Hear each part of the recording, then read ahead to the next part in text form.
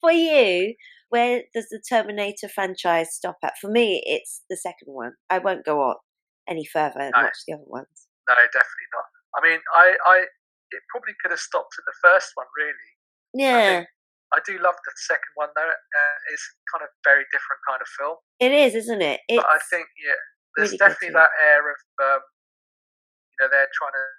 There is a little bit of trying to cash in, Yeah, and then definitely. sort of adding in a young John Connor is trying to appeal to younger audiences. So they kind of have those sort of slightly cynical side, but obviously at the same time managed to pull off a really really excellent action film. And And there haven't been as quite so many since that have been as good. no, and I was going to say who's the actor who played him? Edward Furlong, was it? Yeah, Furlong. Edward Furlong. Yeah, And he wasn't he like 12, 13 at the time when he made I that think he was. film? Yeah, something like that. He might have been about 11, 12. I think he Yeah, was. and apparently they were having major problems with him because his voice was breaking non-stop. His voice was breaking. He was like, yeah, and then it goes like squeaky high again. So it was kind of going up and down. So I think that was one of the problems he had. And obviously with child actors, they can only work because at the time he was technically a child still.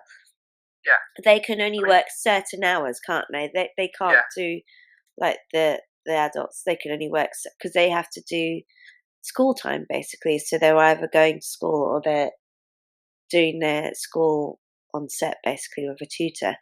So I think they had to evolve the schedule around a lot around him and his his school time, etc. And the yeah, fact that he was in sort of coming up to teenager mode, and things were happening, like his voice was breaking and all that kind of stuff. But yeah, I don't know. He would have probably been if he was 11, 13. And when did the first one come out? 79 or something like that. the first one was 84. Oh, okay. So that was when my Yeah, middle sister was born. So she would have been 4. No, sorry, what am I talking about? I would have been 4. She would have been born just about then. God, that's crazy, isn't it? So I'm trying to think. I think he was about the same age as me. So he would have probably been born during the first one as well. So I don't know if he ever saw the first one. Maybe he did. So he could sort of understand. But he was like an unknown person, wasn't he? He wasn't a child actor. He no, just he got was. They plucked basically out. cast him off the street. Is that what So happened? yeah, they just saw this kid and he seemed to have a bit of a, Attitude. I guess, an attitude. But they thought he would be perfect for how they envisioned the young John Connor as being quite precocious and self-sufficient, And and they having picked. just having a bit of an attitude about him. Well, Yeah, they picked him out, didn't they? Pick him out of like something ridiculous. Like they auditioned and looked high and low for, and they yeah. They'd couldn't been just find. looking and looking, and I don't think it was James Cameron. It might have been one of the casting Yeah, it would have been one of the. directors. Just saw him, just saw him out on the street, kind of almost like he was hustling or something, and then That's how it just happened. approached him. Yeah, Yeah, because usually what happens is that the casting director goes out and does all the searching um, for them, and you hear loads of stories about how the new talent comes along, but that's because they've auditioned loads of people, like absolutely loads of people. yeah. And obviously, Because with some child actors, they can almost be a bit overly trained sometimes. I think. yeah, that's it, isn't it? And Yeah, also, like I'm an actor, so you know what it's like. Also from your profession as well, that it's such a competitive field. I mean, you can go up for so many auditions and me constantly rejected, rejected. So, but yeah, like you said, I feel bad for child actors. I mean, you hear about stories about Macaulay Culkin and how his parents were really bad with the way they treated him and his money, etc. Um, but yeah, for sure, yeah, it would have been probably really hard for him as a kid. But yeah, so I do remember seeing that thing and saying apparently that his voice kept breaking throughout the film. or whatever. What did you think of the second one, of the actual liquid Terminator thing? What was his name? Patrick. Yeah, Robert Patrick. Yeah, he is Yeah, terrifying in that film, and I yeah, don't know what it is. He hasn't got the size of the original Terminator, like the Arnie, where he's muscly and big, but it's the running. The running is he's got a definite run. terrifying. I mean, I'll admit that I've sometimes done what I like to call a T1000 run. Oh, have you? So I've, I want to see sometimes what I'll that looks finicky run. like. I'm not quite as agile and decent as Terminator, but yeah, But he mastered the look, didn't he? Because apparently for his yeah, audition, James Cameron said, I want you to look in the camera like you're going to kill me. And he literally is like, his persona switched. And, because obviously when you're a robot, you don't care. You don't think about morals or empathy or people. Do you know what I mean? You're just yeah, programmed to do what you do. And in a way, a lot of animals are kind of like that. Do you know what I mean? It's only yeah, humans. It's only humans that are like, oh, I wish I could have done this, or I wish I could have done that, or why did it? Do you know what I mean? Or they can't just be. They can't just be. That's what it is. As in, they can't just be happy or be. Do you know what I mean? In the moment. Whereas with creatures in general, any creatures, they just know that they have to get from A to B. They need to eat, sleep. Do you know what I mean? That's it. There's no. I'm trying to think of the words. There's no outside stuff going on, if that makes sense. yeah, To definitely. They're so sort of focused in what they're doing. Yeah, They're sort of exactly. quite directive. Yeah, But I think Robert Patrick, apparently he based his performance uh, on like reptiles, so he wanted to look quite reptilian in he the way does that he kind of actually. moved himself around. Yeah, you think about it, you could say he's a bit of a velociraptor, couldn't you?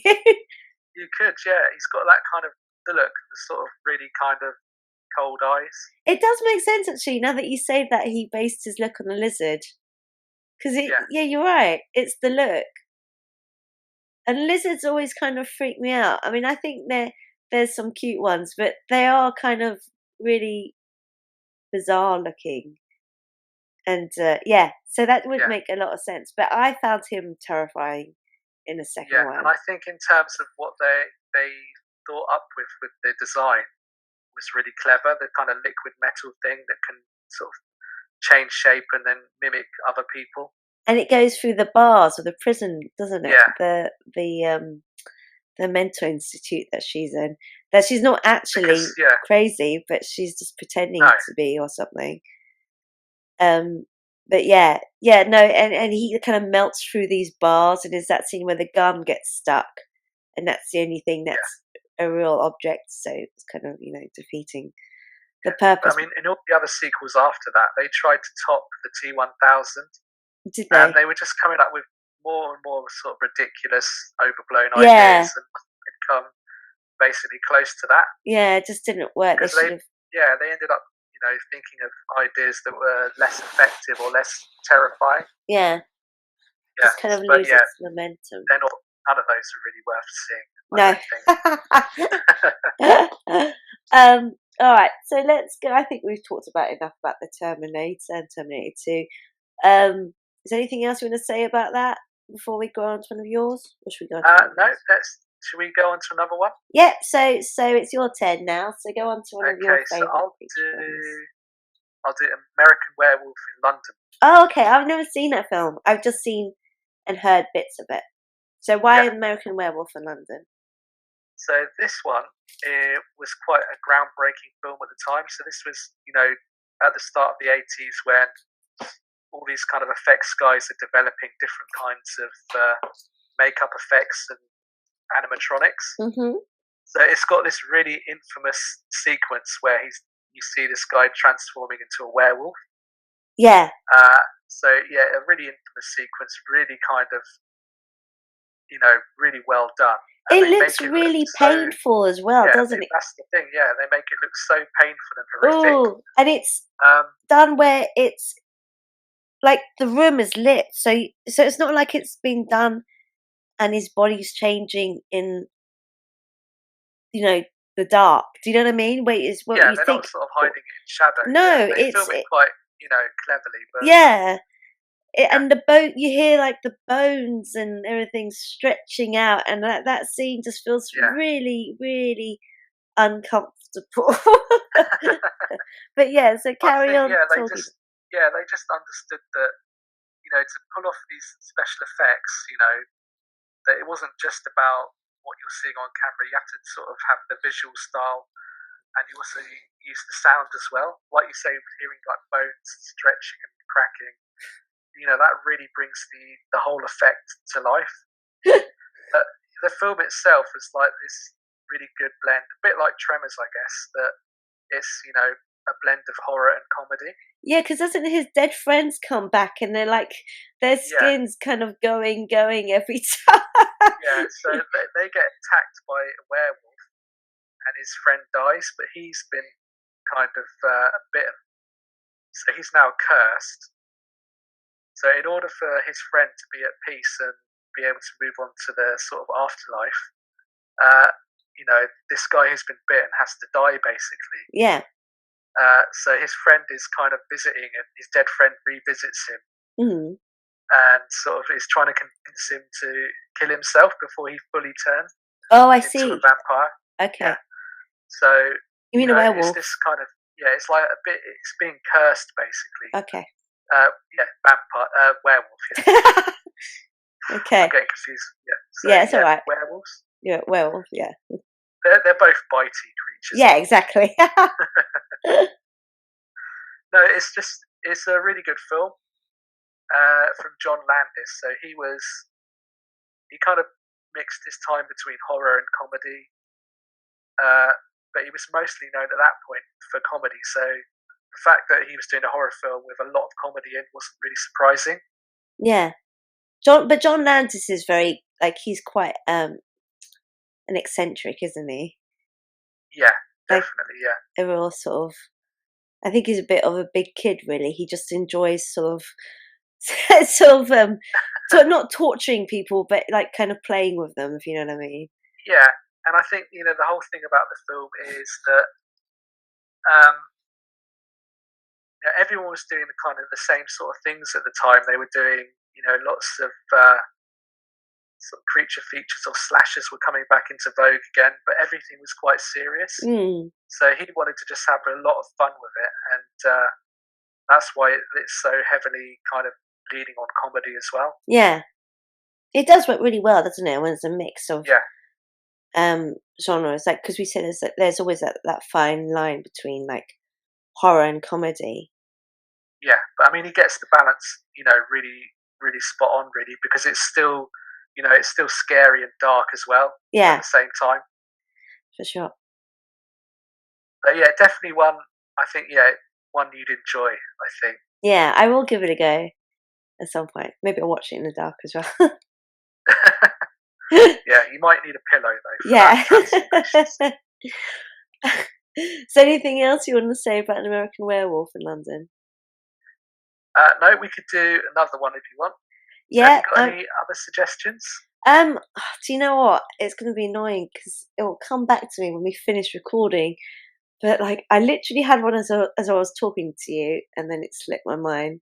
So, can you help jog my memory because we spoke about it offline? Oh, what did I say I was going to talk about? So I was going to talk about Tremors. I was going to talk about Jurassic Park, Jaws. We talked about those three. I talked about the Terminator. Yeah, you've done I the thing. So I think you. think of I some can't more. remember any others you were thinking of. No, I was going to suggest the Alien films, but to be honest, I haven't seen them. The Alien and Alien Two, Oh, okay, yeah. Aliens. So I mean, they're both good suggestions. Yeah, well, we can talk about that. I don't know much about it because I haven't seen them, Yeah, but I was watching the Aliens, like there's that thing on Netflix, the movies that made us, and you got to watch it, haven't you? You still haven't seen it yet. The second one about how they made the second one and what a nightmare it was to get it done and all that kind of stuff. But yeah, yeah, we can talk about aliens because Alien and Aliens because that's all kind of animatronics and stuff, isn't it? Obviously.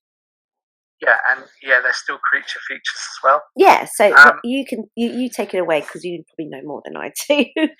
yeah, I mean those two, they're almost similar in difference to the first Terminator and second Terminator. Mm, So the first one is very kind of you know, much like a horror film. mm, Uh, so you've got this crew of kind of space miners that are they're en route back home. They stop off at this planet that they have to look over as it's kind of protocol, mhm. and you probably know this kind of through word of mouth and things like that. But one of them, he's looking in this sort of pod thing on this alien planet, and this is John Hurt, Oh, yeah, it's that and famous this scene. face hugger thing just jumps out and then attaches itself to his helmet and breaks through onto his face. And so they're trying to get him back on board the ship. Sigourney Weaver's character doesn't want him to come on board Oh, okay. because she wants to keep him locked out in quarantine. Uh-huh, But she gets overridden by the science officer played by Ian Holm, okay. the sort of onboard doctor. Uh, and he has ulterior motives that you'll see through the film, but I won't give it away Oh, too wait. much. But yeah, so obviously, what in the end, what happens is, you've got this crew are trapped on a ship with an alien, and it's picking them off one by one. It's the mother alien, or is that the second one? That's the second one. So this is just one alien on its Right, own, which is okay. spawned from. So the face hugger puts an egg into John Hurt. I don't think this is a spoiler too much. I think everyone probably knows this part. Oh, the bit where he gives birth? Yeah, Yeah, basically, the chest bursting scene. oh, and it's just Um, like that scene where it's just such a nice sort of, they're eating, I know that scene, yeah, and suddenly he goes, "Oh, oh," like this, and he starts, yeah, there's all this big it's just one thing of those going. things. Even if you haven't seen the film, you've probably seen that moment, a Yeah, few, and they few were other moments. genuinely terrified, weren't they? Because none of them Yeah, knew how it was gonna happen. I mean, they knew something was gonna happen, but they didn't know how they were gonna yeah. do it. I think the one of the female actresses, Yeah, she had no called idea. Nancy She's Cartwright, absolutely terrified. uh, she was absolutely sort of tormented by it, But because she had no traumatized. idea at all what was going on, whereas the other ones Yeah, knew something was going to happen. So you could see yeah, the look on her face. She is literally petrified because this blood squirts out and then suddenly this thing comes out of her chest. I don't know how they did that. Was there someone underneath the table or something? And it was a mannequin? And it's. uh, I don't know how they did it. They must have put something up John Hurt's shirt or something like that, or put a fake body panel on him. Yeah, But yeah, it something. just all this stuff just exploded out of him. So yeah, what Alien is, it's quite a slow-paced film because it really builds up the atmosphere. Yeah. And you know what's funny about that film? Because we were just talking about that scene. As I heard somewhere, that really has, that sort of has a big, it hits a nerve in men, that scene where the what is it, the alien baby or the alien comes out of its stomach, Yeah, because really you know that that's going to hit a nerve in every adult man's body because it's the fear of giving birth. Do you know what I mean? They don't have to worry yeah, about that because that's the woman's job, but it really kind of brings it to home. Does that make sense? It's yeah. I so can see that. Yeah, uncomfortable. It's so graphic. It's nothing that they have to literally do themselves so they can. I mean, obviously they're there to, to give the support, etc., etc., but they're not physically doing it themselves. So in a way, that's kind of like their nightmare sort of becoming true when they actually see it happening to a man. That's why horror is really good, because it sort of really touches the nerve in you. That's like, I don't know, it's like pushing a button. You know what I mean? It's pushing buttons, yeah, it's pushing buttons, exactly. Yeah, and it's seeing how much of this can you take. It's kind of like having someone poking you, going like, can you handle this? Can you handle this? And then you're like, actually, no, I can't handle this. It's too much for yeah. me, kind of thing. so, No, so, definitely. Yeah, so that's really, that was an interesting thing about it. So in the second one, explain the second one. The first one is just one alien, uh, Yeah. and So that's one alien on a very confined ship. is that the So face hugger? so it's the face hugger basically lays an egg Right. that gives Okay. birth to the bigger alien. So that classic icon with the big elongated head Yeah. Yeah. and Yeah. like a mouth within a mouth. So Yeah. And called that the was done. xenomorph. That was done like purely. I think there were people inside controlling it, weren't there? It was all. They did a module. Yeah. So there was a guy in a suit in the first one,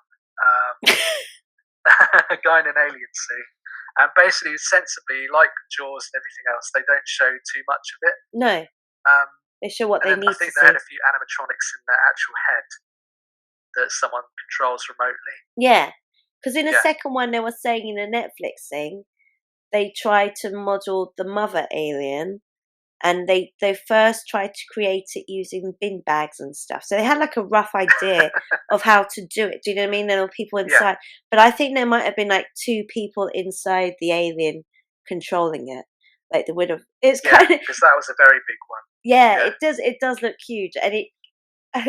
I don't say it, but you can kind of think of it as being two people in a pantomime horse. That's how it sort of reminds me. Like there's the person in the front with the front two legs, yeah. and there's the one behind. So it's probably Yeah. like that. I don't know if they were standing on top of each other, but I would have imagined it would have got very hot in there Oh yeah, definitely. Yeah, with all the lights on the set and everything yeah, going on around them. All right, so Tom, so you were saying, so can you explain the second one? How many aliens are there, and what is the situation yeah. in the second So one? yeah, essentially, so the first one they bring an alien on board a ship, and then the alien sort of picks them off one by one. Uh, and in the second one, they land on this alien planet where there's been human settlers, but everyone in this kind of settlement has disappeared except for this one girl that they find. Okay, So obviously, what ends up happening is that the whole place has been overrun, and everyone inside's been killed by the aliens that are on the planet. okay, So this ups the stakes, a lot. And then you've got this whole group of Marines, sort of uh, slightly futuristic. It is, I think. So this group of Marines that are sent on board with Sigourney Weaver okay. Has to she been sleeping for like a basically, ridiculously long period of time or something? yeah, something like 50 years she'd been asleep from the end of the first film to this one. Why was she So they asleep? find her. She put herself in like cryostasis, so Okay, fair enough. it's not like you've seen a lot of. So basically freezing herself. Right, okay, fair enough. So she comes out 50 years later, no older, and yeah, she's asked by this kind of business guy to sort of head up this team because she's encountered these creatures. Uh-huh. Um, and this guy has ulterior motives because he's a business guy. He basically wants to get a living sample, back from one of the aliens on the planet, Mhm. so they can sell it and weaponize it and all that sort of thing. Of course, it all goes horribly wrong for him. Meanwhile, you've got this group of Marines that are kind of there for protection to see what's happened, and then you know they're trapped in this base again, so it becomes a confined setting again. Yeah, it's a bit And like then, the yeah, situation in the thing. yeah, and then so obviously one by one they're getting picked off again. It's a bit more large scale in terms of action, and it was a bigger budget. Yeah. It was still quite a small budget, but it was bigger than it was about 2 or 3 times more than the first film. And isn't like I think I remember studying a bit of the first one in college. Isn't like all the surfaces are kind of iron, metal, and lots of dark or blue light. So it's kind of Yeah, is that right? Am I or I don't know if I've got it right, but yeah, it is. Yeah, it so I kind of think it has a very distinct look. yeah, and it contributes to that kind of very like very cold atmosphere, as in not physically cold, as in literally Yeah, emotionless. Do you know what I mean? It's like anything is possible to happen. Do you know what I mean? It's really, and Terminator 2 is a bit like that as well. Actually, it's all done in the Yeah, dark that had a mainly. similar look. Yeah, Yeah, I mean, a lot of the, I mean, there are scenes in the daylight, which are, but then most of it is in nighttime. So you have a lot of the references where it's very blue, like strong blue lights, very dark. Especially that famous poster of Arnold Schwarzenegger and the second one on his bike. yeah, That's a because I very, think blue kind of has an association with sort of metallic. yeah. And also, it Yeah, was James Cameron that directed both, wasn't it? So that's yeah, obviously, a, that that's just coming to my head. So you got that. That he's obviously using the two contrast between the lighting and the use of the mise en scène. So there's like the scenery, the set pieces. So there's this very kind of cold, hard, harsh feeling, and there's the blue light, there's the dark, there's these cold, sort of metallic surfaces everywhere, and yeah, they're just basically people in a very vulnerable situation, yeah. being And hunted this was down. another one of those films that's it's pre kind of CGI. Yeah. So everything they're doing, they have to do in camera. And there's a lot of really kind of impressive sequences in the film. Mm. Even things like the miniatures they use for, showing the ships coming down and things like that. And then obviously the aliens itself, it's all, quite, it feels large scale, Yeah. even though it's, not, it wasn't a huge budget film, it was quite moderate. Do you, Um, sorry. but yeah, James Cameron always had that gift of making things look bigger than they are. Yeah, he was very good at that. They were saying you got to watch that thing on Netflix. It's really interesting. It's funny to watch as well because basically they filmed. So it's focused on the Aliens film, so the one he made. Yeah. And and everyone's like saying Aliens, not Alien 2, not Alien 2, because wasn't Ridley Scott the first one? Yeah, he was the first one. Right, okay. Yeah. And then James Cameron directed the second one. And he refused to say Alien 2, so he got really annoyed with people that kept calling it Alien 2. It's like Aliens because it's his film, right? And he's been well known and Yeah. documented for being a bit of a twat on when he's directing. But he's very good at what he does at the same time. Yeah. And I think he's mellowed now. oh, has he? Do you think? Yeah. Yeah. Because he does that Well, famous. his last film wasn't as good as his old one, so maybe He's he's kind of missing calmed that down a edge. bit because there's that Yeah. famous Oscar speech. He did Titanic, didn't he? He was going, "I'm the king of the world," and it was like, "Yeah, that's gotten to your head now. Calming down a bit." So basically, he came Yeah. on, and he was. I don't know how to swear, but I'm going to say it. He was pissing people off left, right, and centre. Yeah. Like, because he's a perfectionist as well. I mean, yeah, Ridley Scott was actually very similar. yeah, and he And was. he had that in the first film, and he had that in Oh, Blade did Runner, he? So where he he was. was expecting everyone to be at his level. Yeah, and what they were saying was, so he was really pissing a lot of the actors off. He was pissing the crew off, and he was quite a new director. I think he hasn't quite, his career hadn't quite picked off yet. I don't think. I'm not sure. Not quite. I mean, the Terminator had done well, but Yeah, it was still considered something of a small film at yeah, the time. yeah. So that kind of sort of launched his career, really, the Yeah. Aliens film. So basically, they filmed it in England. I can't remember what studios it was. I think it might be Pinewood Yeah, maybe Studios. it tended to be Pinewood. Yeah, it was A probably lot of it. Pinewood. And so, I mean, you know what it's like, and I know what it's like when you're on a film set. It's very long hours, isn't it? It is, yeah. So it can Really long be hours. So 14, 15 hours, yeah. yeah, yeah. It's very, very hard work. It's hard work. It's not easy at all. So apparently in the American contracts in America, the way they do it, they obviously stop just for a lunch break. But they were saying in this episode of the films that made us a aliens, that in England it's part of the contract for the crew to stop for tea breaks. And this is what I was Yeah. telling you on email on WhatsApp. We were laughing. It is absolutely. It was like hysterical. I mean, I was laughing because I couldn't relate to it so much being English, right? And you can as well. But Yeah. so all the Brits, majority of the crew were Brits. All right, they're all Brits. There were a few Americans, like the producer was his girlfriend, and she was a bit of a tyrant. but she got the job done. And there were a few Americans, and obviously there was the American cast. Some of them were American, like Sigourney Weaver, blah blah blah blah blah. And it's one of those films where they talk about, how obviously everyone's very stressed out. He's pissing everyone off. They're not doing things on time, blah, blah, blah. And then while they're getting the shot ready, tea break. And there was this one scene where they're yeah, talking about where they were taking ages to smoke up this room, and it was a lot of smoke in this smoke machine.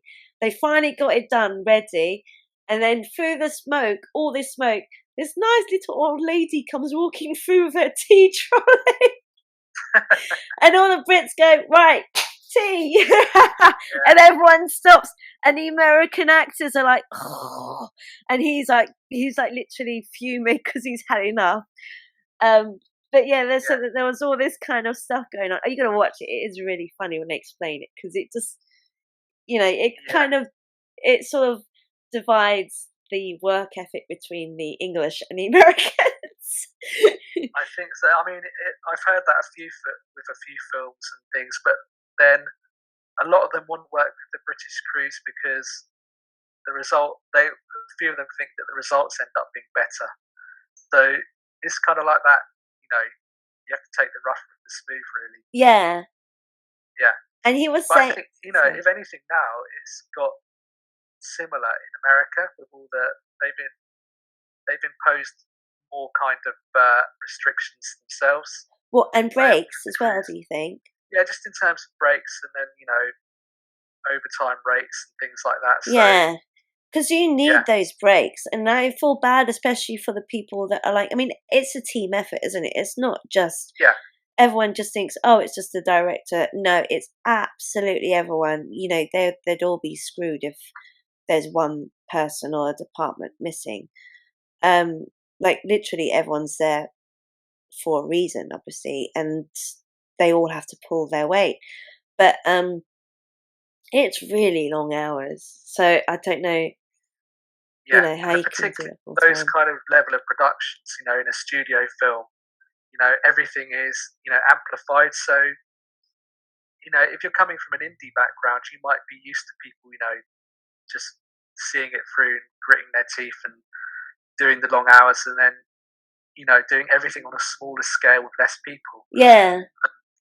Such a big scale, it can be. I'd imagine it can be quite frustrating Well, because you having to got to follow things. handle so many people, I'd Yeah, imagine. Whereas where if you're doing a very small indie type film, it's usually a very controlled environment where it's just you and yeah, a bunch of people you know. Do you know what I mean? yeah. It's more of an intimate kind of atmosphere, and everyone kind of bands in, I guess. Yeah. Whereas for a lot of the crew members on the bigger films doing their one kind of focused thing, it's more like a job, really, just a job that Yeah. And they were they need to saying do. that actually, since there was an article saying that actually both have revealed the conditions on, the working conditions, because it's ridiculously hard work for especially the camera crew, because those cameras are really heavy. Yeah, back then particularly, yeah, Oh, were they? yeah. I think in the digital age now, everything's a lot lighter and Yeah, but proper film cameras back then were big bulky massively things. heavy, particularly if you were having to do it on a shoulder hoist or doing handheld or Yeah, yeah, yeah, definitely. yeah. So that would have been incredibly hard. Is there anything else you want to say about? Oh, one more thing I want to say about Alien and Aliens is that we can't forget that the fact that the main hero is a woman. Exactly. Do you want an interesting piece of trivia though? I think I know what you're going to say, but tell us. You might, yeah, you might have heard this one, Yeah, but I think I have. Go for in it. the original film, Ripley was actually a man, Yeah, male character. Yeah. yeah, yeah, yeah, So I've heard this. yeah, they rewrote the character, and they basically didn't change the character at all. So they didn't sort of, you know, what some screenwriters might have done is sort of male screenwriters might have feminized the role Yeah. in a way through like a male gaze. So it might have been, very kind of over feminine. Well, that's what she said, and because Sigourney Weaver's been interviewed for this episode as well. So when you watch that, you'll Yeah, see. And she said that actually that was one of the first films that kind of made people sit up and think, actually, no, women don't have to be they're kind of like, oh, are they so stupid that they fall over and boo hoo hoo? Do you know what I mean? So, well, do Yeah, you know what I mean? They're kind of shown as yeah, being very, like you said, very, I don't know, quote, but feminine. So they're just like there for the emotion and stuff. But actually, you think, you know, and I don't want to sound sexist or anything, but if you think about it, women are generally a lot stronger than men, aren't they? Not physically, but like emotionally and mentally, I yeah. think. I think so. Yeah, So why can't the protagonist be a female, if that makes sense? yeah. And I think it just worked well that they didn't change the character around No. much, and it still worked. So it becomes then it's more about a character rather than you know uh, adding a gender to this Well, that's it. character Is that through you like a male forget gaze. you Yeah, you kind of forget that she's basically doing a quote man's job, um, yeah, but you forget that she's a woman. I know that sounds weird. I mean, physically, you could see that she's a woman, but she's such a tough character in this film, in that she's the one that all the what do you call it? Like everything is emphasized on her to save the day. She's yeah, kind of like Bruce Willis in Die Hard, if you think about it. It's sort of that same kind of. Do you know what I mean? Like they've got to yeah, save the day. So, but she was saying that it's taken a very, very long time for Hollywood and also for society to catch up and think, well, no, women shouldn't be seen like this. Why can't there be more women like Ripley that are, kicking ass and all that kind of stuff? So yeah, but she did say that was one of the first ones that sort of got people and the studios, the execs all above to sort of say, hang on a minute, this works really well. Do you know what I mean? You don't always have to have a guy to save the day, if you know what I mean. exactly. Yeah, and I think that made when the film first came out, uh, because there wasn't a distinct lead in it. Everyone was kind of surprised by how the film played out, Yeah, and the fact that she ends up being the final kind of person. yeah, The way they kind of everyone's picked off is quite unpredictable. yeah, yeah. It Whereas is really normally, if interesting. you get a certain actor in a lead, and he's the hero, he's going to be this alive at the end. Yeah, Yeah, so Alien sort of really did surprise people because they went in not knowing what to expect on who is the main person in the film. yeah, yeah, exactly. Yeah, So, yeah, so it was very successful in that matter. But yeah, no, you should definitely watch that episode on Netflix because it yeah. is really interesting. And one of them, another interesting thing before we crack on, is about that one because you were telling me about this. Who's that actor that's been in a few of the Sex and the City episodes? He was going to be one of them on the crew, and then apparently he got busted by the police for because he was taking drugs really heavily, and he got fired. What was his name? Jamie something. You know who he is, Tom. We're talking. Um, I never really watched that show. No, no, but Um, you were telling him it. He was in Alien. He was going to be in Aliens, and you said that you liked him. He was a really hang on Aliens actor. I'm going to type it in. Fired. What was his name? Ah, James Rammer. oh yeah, yeah. Yeah, yeah. Oh So, yeah, I remember hearing that. Yeah. yeah. So So basically, after yeah, a couple of weeks of working on Aliens, so I think he was literally they'd started shooting, and it was shooting in England, like I said. yeah. Rama was caught with possession of illegal drugs because he was heavily using at the time, and was subsequently fired. And then Michael Bean, the one who was in the Oh yeah. Terminator, Okay. Yeah. he Yeah. basically came rushing over and replaced him. But apparently, both of them play the characters very, very differently. And I think what Sigourney Weaver said was that James Remmer was would have played him a lot more intense rather than the way Michael Bain did. He was a bit more charismatic, I think, from what she said. Yeah, and I think it makes it a bit more interesting than the kind of typically intense Marine. Yeah. So Yeah. he was apparently going to be one of them, and he got fired 2 weeks afterwards because um, he was heavily using drugs at the time, and then finally got clean. But he did say he's on the thing as well on episode, and he did say it's one of his biggest regrets. But then, obviously he cleaned up his act, and it was in England as well, so it wasn't just a slap on the wrist. It was literally a big. I think he got thrown into prison for a short period of time or something like that. But yeah, but he would have been one of them as well. I remember, but yeah. Yeah. So I think I remember hearing that at one point. Yeah. Yeah, so there's an interesting fact for you. Okay, so let's go on to one of yours. Okay. I will say I'm going to take it right back to one of the originals. Okay. King Kong. Ah, So good I'm thinking idea. of Okay. the old black and white one from the 30s. From the Japanese ones? No, so I mean, yeah, Godzilla could have done as well, but I'm going with King Kong. Okay. So But this is I the thought King original. Kong and Godzilla were all kind of part of Japanese, all came from Japan originally, didn't they? No, the first King Kong was an American film. Okay. So that was made in 1933. Okay. And that was one of the first to use kind of stop motion animation. Okay. Yeah. So yeah, no, it's just it's like the first big kind of American Hollywood creature feature. Yeah. And those special effects still hold up really well, I think. So why does King Kong stand out for you? I think just because it's such a classic story, everyone kind of knows the idea of it. This group visits an island, and there's what the main woman. She was an actress called Fay Ray.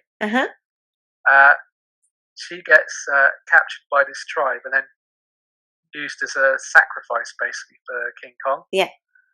So they managed to capture him, bring him back to New York, and then obviously he escapes, and then he goes on a bit of a rampage trying to find the woman again. Yeah. It's actually quite tragic, isn't he? Because you think he's just like a lonely animal, and he's kind of in love with her in a way, isn't he? Yeah. Yeah. But I think, the film's been remade a few times. Yeah, because I saw the one of Naomi Watts, and that was quite rubbish. Yeah, because I mean that one was like 3 hours long. Yeah. Peter Jackson he'd just done Lord of the Rings, and he thought every film had to be 3 hours long. But I think it was stretching it really thin. Yeah. The idea. Whereas the original is 90 minutes long. Oh really? Yeah. And then there was one in the 70s with Jeff Bridges. Oh, I saw that one then, Jessica Lange. Yeah. It's kind of been considered now something that's a bit kind of so bad it's good. Oh really? But they actually regressed to using a guy in a suit. So it almost goes more low tech than the original film did. Yeah. I think as like a piece of cinema history, it still holds up quite well. Yeah. And those kind of old effects they're a bit jerky, but I think that adds something to it. They look quite funny when you watch them back, don't they? I think because it's a little bit rough around the edges, it has a bit more kind of personality to it. Did you is there anything else you want to say about King Kong, or something you want to quickly talk about? No, I think it's just a classic story, and I think it's still a really enjoyable film. Yeah, definitely. It's something I'm going to watch. I mean, it's been a lot. I mean, I saw the one of Naomi Watts and what's his face, the guy that was in The Pianist. He won Adrian. Yeah, Adrian Brody. That's it. And it was alright. It was Jack Black, and I thought he was in a very that didn't suit him, that part, Jack Black, for some reason. But I was just never go to a voodoo village or an island that's uninhabited or it has lots of strange people on there. Giant monkeys and giant Yeah, dinosaurs. don't just don't go Yeah, there. Go home. Go on holiday. because I mean, there's a sequence in that film where King Kong bites a dinosaur, which is quite impressive. Oh, in the Yeah, recent while one? he's on the island. Yeah, Yeah, yeah, yeah. No, I saw that yeah, one. in the original film. Yeah, Oh, because it's in the second one as well. In the one I saw as yeah. well. So I mean, the second one has every kind of. Yeah, the Jack Black one has every kind of moment from the original. Okay. It's just got an extra hour and a half around it. Do you know what's funny? Did I ever tell you about that dream I had about um the massive? So like King Kong and Godzilla, they're like roaming and rampaging through this city of New York, or they're doing lots of Yeah, damage to all the buildings. So randomly one night, I still remember this dream. We're all running away, and I'm in the car, and someone's driving. We're trying to all get out of the city while this massive giant, like them, terrapin. It was a terrapin. Is rampaging around the city, destroying and killing everyone at the same time. And I told my friend next day, and he was like, "Yeah, taking the Mickey, sending me pictures of harmless little terrapins, terrapins."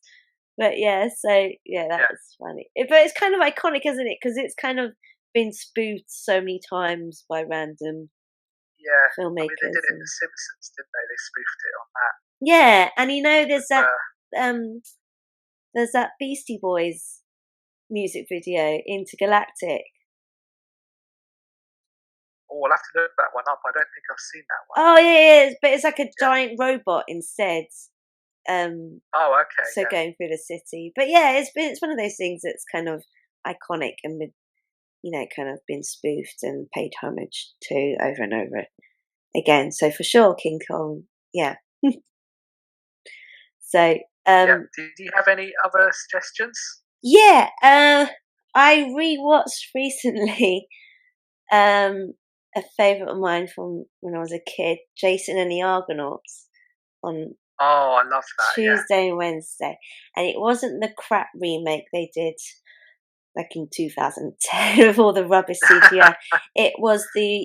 the original one, which was made in the 60s, and obviously they didn't have the luxury and the technology to provide all the effects with CGI effects. So they did all. Oh, hang on, one of the cats is coming to say hello to me. Hello, Oscar. So sorry, just stroking the cat. Um, so what was I saying? Yeah, so it was all stop motion. Yeah, So from a guy called Ray Harryhausen. that's it. And I was Yeah. talking about him very briefly with OD, who I spoke to in another episode previously. So yeah, he did all the effects like the skeletons. Is it Telos, the bronze statue, Yeah. and Yeah. the harpies, who are Yeah. like half man, half women, half bird or Yeah. something Yeah. terrifying like that. So yeah, that's what I was going to say. Jason and the Argonauts. I'm trying to think if there's any other creatures in that film, but like the effects of that film is pretty damn good for you, I say. I know um, they still hold up really well. they They're kind of. do. It's just the way that the skeletons move and things like that. But They're a little they're so bit. scary. Like I was It's telling a little bit him, nightmarish, isn't it? yeah, because it's the sound they make, and they Yeah. get that it's just absolute, because oh yeah, there was the other animal, because the skeletons come from its teeth, the hydra. Yeah. So it's Oh yeah. Yeah. yeah, because it's the Yeah. teeth, isn't it? They collect, and that's what makes the skeleton army go off when he buries the teeth. So it's the teeth of the hydra, because he kills the hydra, which is basically a big snake with one body, and it has lots of heads of a snake. Yeah. Like 5 heads, doesn't it? Yeah, Yeah. and then every time you cut one head off, another one grows or something. But I think that was on Hercules, because they're quite similar Greek mythology, aren't they? Because they all kind of intertwine. So, Yeah. so And I mean, yeah, that was a the guy different one. Harryhausen did quite a few films around that time, didn't he? So Yeah, Olympian Sinbad films Well, as well. that's what I really OD enjoyed. said as well. So he was doing Yeah, quite. I mean, he must have done really well for himself to get all that work at the time. But yeah, that I think was he must have, yeah, because he yeah. really kind of was the one that revolutionised that. But you know that because I was telling OD, the stop motion is you'd have to be very patient to do stop motion. I mean, it's literally every second move something, every second another little move of his arm. Do you know what I mean? It's every Yeah, yeah, and who else does that? The famous one that did Wallace and Gromit.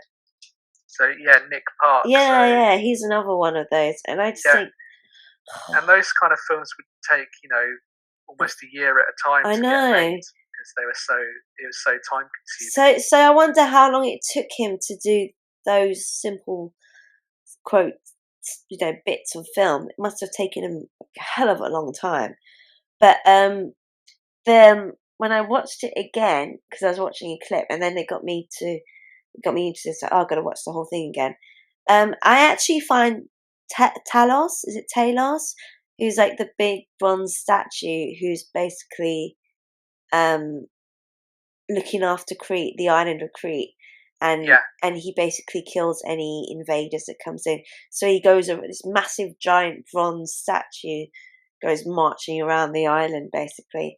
And that scene where he comes off his stone or whatever. Oh yeah, that's it. Because Hercules is part of Jason and the Argonauts crew at one point, and then he goes off and to his own adventure later on. Also, I'm going. Sorry, I'm going to sneeze. So, bless you.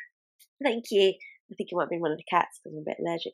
Um, so yeah, is Heracles or Hercules? He opens like the tomb of the stone where the statue of Talos is on, and basically him and another guy take something from it, which they shouldn't be because it's but you're not allowed Yeah, to. So, but they do, and then this is what causes Talos to come to life and come off to revenge them, basically.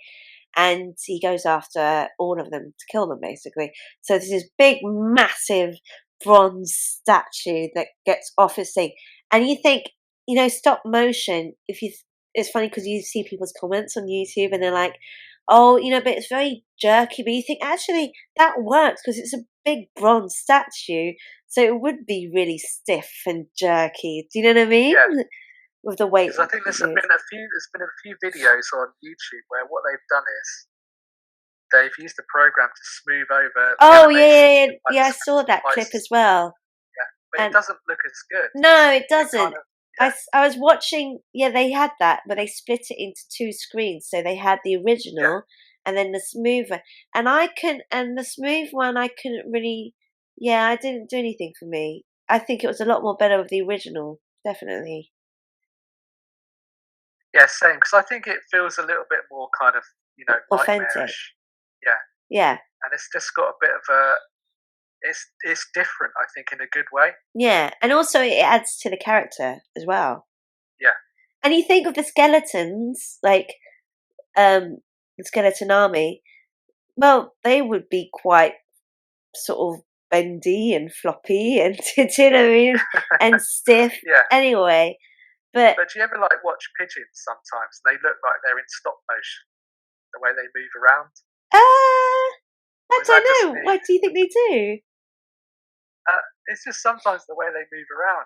Sometimes it looks almost like you're missing a few frames. Do you think? Yeah, I you're have gonna to try. start I'll do staring that. at I'll try pigeons some now, aren't pigeon you? watching if I ever get time to do Yeah. to do that. So yeah, that was Jason and the Argonauts. And are there any more that you can think of? Uh, so I'll do one more. This is a bit of an outside kind of choice that Okay. people might not have seen. So obviously, do you know Bong Joon Ho, Oh, the is this guy the who did host? Parasite? Yeah. So he did. Yeah, the host. Yeah. Yeah, because I put this on the Facebook film group, didn't I? What are your favorite creature films? And he wrote the host, and I was like, oh, I haven't seen the host. So tell us what the host is about, Mark. Tom, not Mark, and tell us uh, why that's one of your favorite creature films.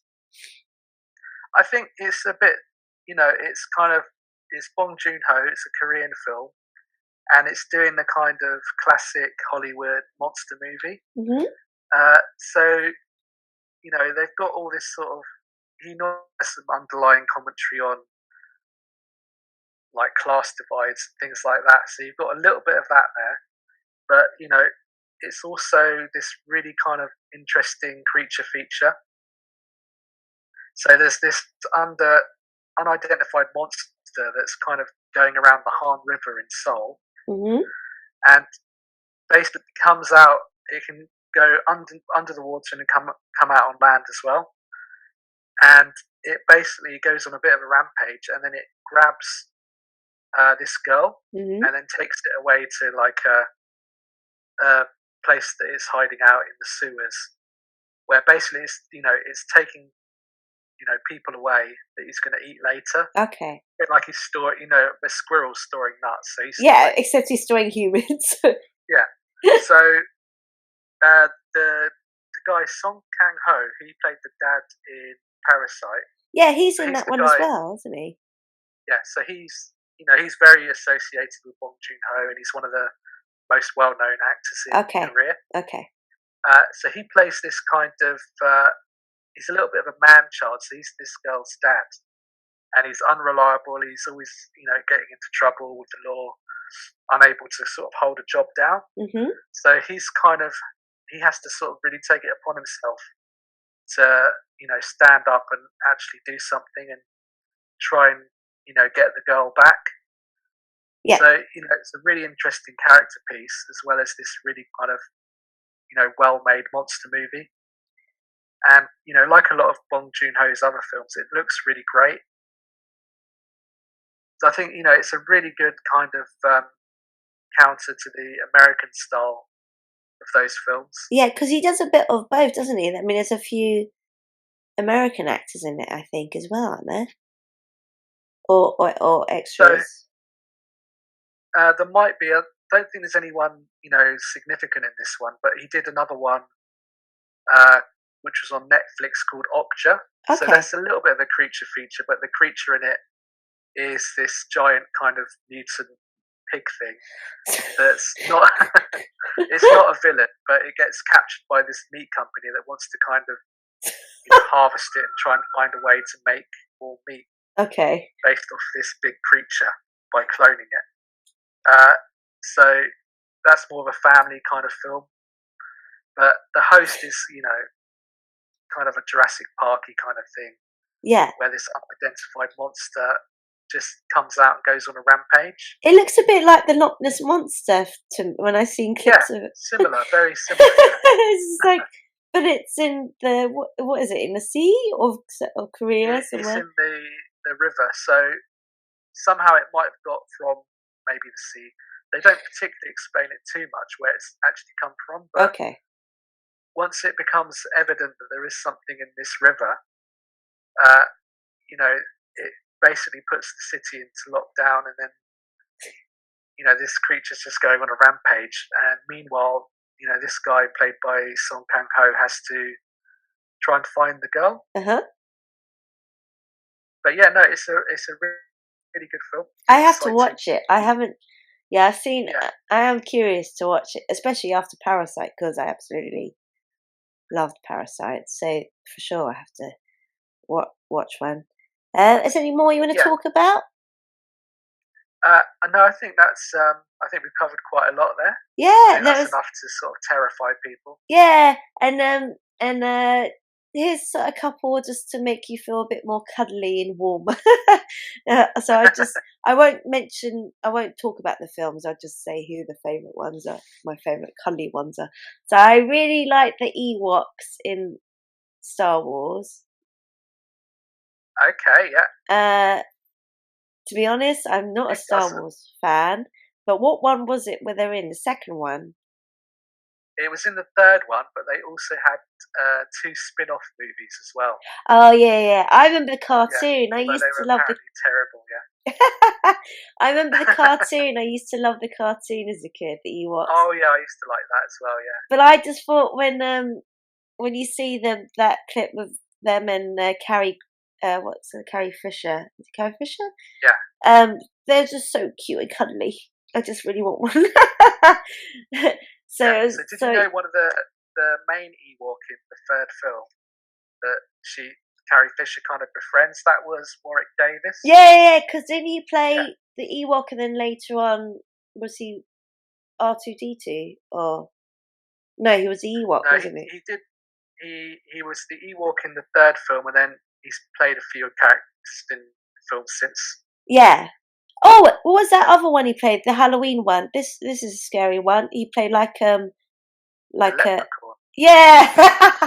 Yeah. And that was a very famous film because it had a very unknown young actress called Jennifer Aniston. yeah. Yeah. And she doesn't like being associated with that film, does she? No, not really. I mean, there's a lot of kind of famous actors that started off in these kind of cheesy horror films. I think Matthew McConaughey started off in the Texas Chainsaw Massacre 2. Yeah. George Clooney was in one of the Killer Tomatoes films. You ever Oh remember yeah, I that? remember this. The Killer Tomatoes, yeah, Attack of the Killer Tomatoes. I remember. But Yeah. yeah, so there's that one. And there was and I wanted to talk about what was the name of the flying dragon in Neverending Story? Falcor, was it? Oh yeah, Falcor, yeah. Yeah, do you Falcor know the what? Okay, Dragon. so we were talking about Neverending Story in the pilot episode, but Falcor, right, when I was a kid and I first saw that, I'm not lying, when I first saw that dog dragon flying thing, I just wanted one so badly to take me to school because I thought it was so cute, and I thought I'd make so many people jealous by, by riding Yeah, on this really cute dragon dog thing that flies in the sky. so so yeah, Falcor was one of my. But there were quite a few yeah. in Neverending Story as well. We talked about that in the pilot, didn't Oh we? yeah, the rock guy, and we won't talk about the horrifying scene. That the traumatic one that upsets me. Yeah, no, But you too traumatic. off That. off recording, you keep sending me photos. You keep sending me really cheesy photos, like one like a head, a puppet's horse's head being. Yeah. Oh no, that's brought it all back to me. Don't all the flashbacks come back. It's basically for anyone who doesn't know, you explain to them quickly, Tom. That scene we're talking about. Oh, it's the most horrifying scene in a kids' film ever. I think where It's I this think it's scary for an heroic adult warrior, too. his horse is being kind of swallowed in the swamp of sadness. What's the name of the horse again? Artax. Artex, the horse, yeah, Artex. And it's like a young. and Artreo, the warrior. Yeah, that's it. So Yeah, so he's desperately trying to pull the horse out from the swamp of sadness. but It's this, essentially an allegory for him trying to save this horse from depression. yeah, it's really clever. Make it more kind of dark and human. Yeah, Because you just think, what the hell is wrong with this horse? It's really clever. When you're a kid, you're like, just get out of that. yeah. But when you're a kid watching that, that's what you think. Like, why is this horse just standing there? What when you're a kid? But then obviously, it's a very good metaphor for when you become an adult and you realise there's things like depression and things that go on out there in the world. So yeah, it's very clever, but it's still really upsetting. I think even it shouldn't be in a children's film. It shouldn't, but it's not surprising. I mean, the director wasn't really known for kids' films. Was he not? No, he did. Was it the Might have latter? been before or after. He did a famous submarine film called Das Boot. Okay. So he's a German director, but he'd done mostly sort of thrillers and things like that, quite dark films. Oh, okay. It definitely comes across that. But yeah, like a lot of those kind of films of the era, it was a lot of directors who were known more for doing adult films that were coming and doing kids' films all of a sudden. Yeah. And they couldn't really. Interesting. Ridley Scott did Legend, which has got a few more really great creatures in it. Oh, really? Yeah, do you know Legend with Tom Cruise? Uh, Tim Curry's the big devil kind of character in it. no, I don't know about this film. Oh, you'll have to look that up. I There's some will, I really good will, I will. creature effects in that one. I'll Yeah, look it up for and then sure. there's this swamp creature called Meg of the Swamp, and she's really terrifying as well. But yeah, no, that was a Ridley Scott film, so he was doing like a kids' fantasy, but really dark as well at the same time. Yeah, it's yeah. Oh god, that's come back to me now. And that wolf thing that occupies the cave and comes out and attacks him. Yeah, that was a bit, Scary. terrifying as well. Yeah. Anyway, all right. Dark. Were there any other creatures you want to mention quickly before we finish?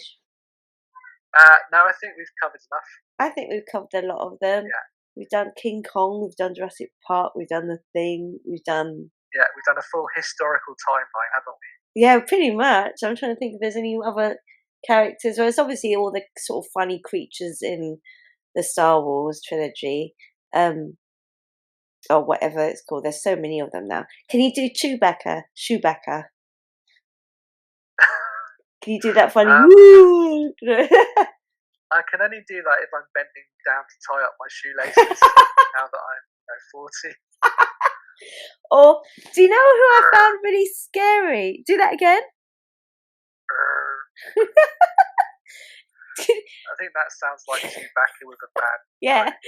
Can you do them? Do you know who I found really scary as a kid? That big blobby thing. Is it Jabba the Hutt? Blobby? No, Jabba the Hutt. Is it Jabba the Hutt? Oh. Not Mr.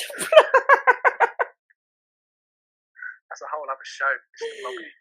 Yeah, not that. That'll be for our worst TV characters ever. Yeah, oh god, yeah. No, Jabba the Hutt. I just thought this horrible big jelly thing that's making her dress up in a skimpy bikini, and she's a prisoner basically. How does he talk? He's like blub blub blub blub blub. Yeah, he doesn't really talk much. He has a translator. Oh, does he? He sort of goes sort of mumbles, and then a translator. Do that again. Okay, and that's the point where Tom has buggered off and had a tea break. So under union rules, he's gone for a tea. Typical, right? Anyway, so I would like to thank you for all listening, and to both me and Tom. And I am still looking for people to talk to in the film industry, so if you are interested, send me a message. That would be great. Hope you enjoy the episode, and I look forward to doing the next one for you guys soon. Take care. Bye. And Tom says bye too.